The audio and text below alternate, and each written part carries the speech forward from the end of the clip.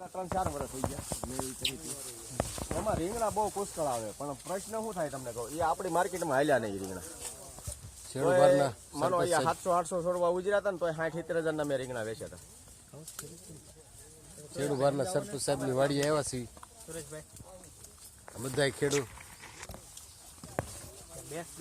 ગામો ગામથી ખેડૂત બધા આવ્યા છે સરપંચ સાહેબની વાડીએ ખેડૂતમાં.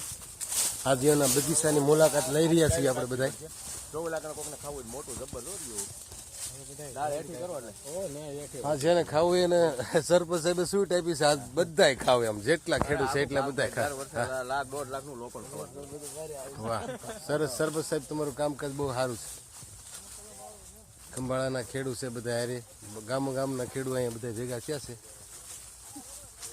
ખરેખર બહુ અહીંયા આવીને સારું લાગ્યું. કેમ દાદા મજા આવી ને? હે હા અમારા વેલા દાદા ખંભાળાથી આવ્યા છે.